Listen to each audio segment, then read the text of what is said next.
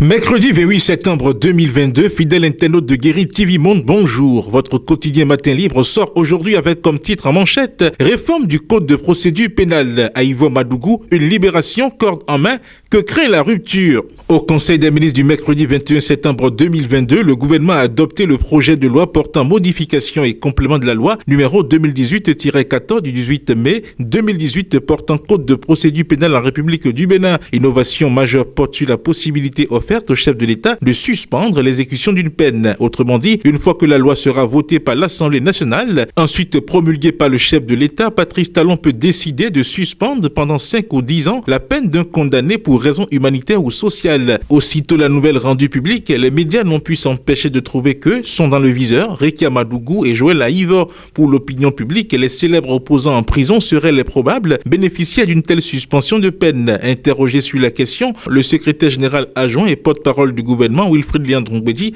n'a pas lui aussi écarté cette possibilité. Ce sont des justiciables béninois. S'ils remplissent les conditions pour bénéficier demain de ces mesures, il leur appartient de prendre l'initiative, ainsi que le projet de loi l'indique, de formuler une demande. Info du desk économie, douane, à partir du 1er octobre, les produits qui vont augmenter de prix. Dans une note en date du 19 septembre, le directeur général de la douane informe le DG de Bénin Contrôle SA du passage à la valeur transactionnelle de certains produits à la date du 1er octobre 2022. Le motif d'une telle augmentation, c'est le souci du respect des engagements vis-à-vis des organismes internationaux, notamment l'Organisation mondiale du commerce OMC et le Fonds monétaire international. Déjà mal en point, le panier de la ménagère va davantage s'appauvrir à partir du 1er octobre.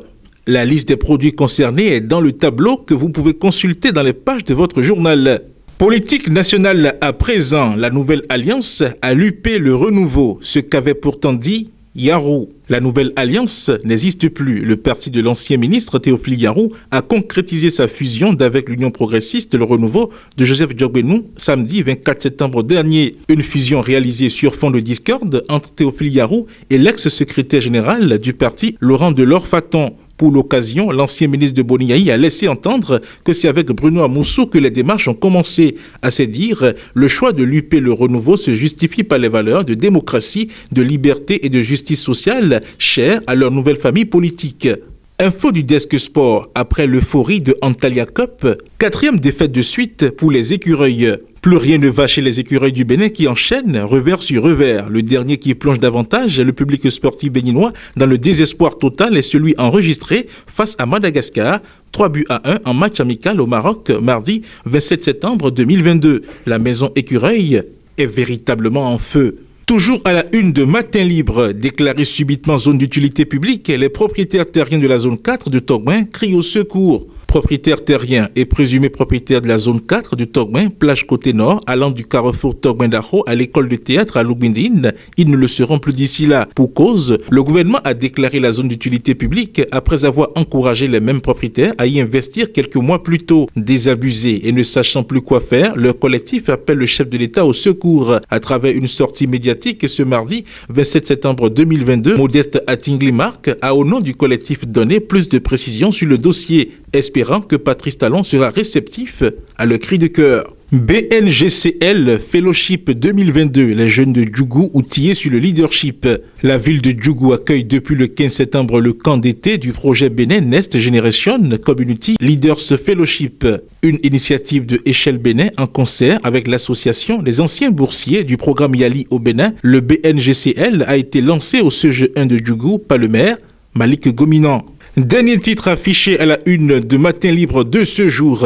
Gala des 100 entreprises les plus dynamiques du Bénin, Cotonou accueille l'événement le 5 novembre prochain. L'événement inédit de promotion des entreprises et des investissements dénommé Gala des 100 entreprises les plus dynamiques du Bénin se tiendra le 5 novembre 2022 à Cotonou, précisément à Bénin Royal Hotel. L'annonce a été faite au détour d'une conférence de presse ce mardi 27 septembre 2022 par les responsables du cabinet Ecofinance Entreprise Structure Organisatrice.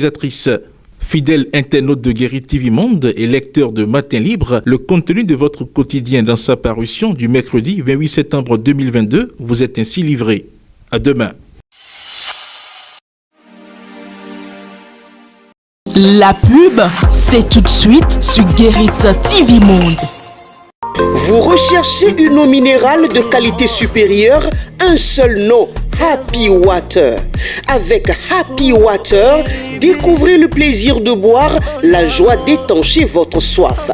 En vente à 1000 francs CFA le pack aux établissements altruistes 6 à Porto Novo, Pau-Belle-Gare, rue de la CNSS. Entrez dans le circuit de vente de l'eau minérale Happy Water en nous contactant au 00229 52 38 36 52. Happy Water, la source de vie.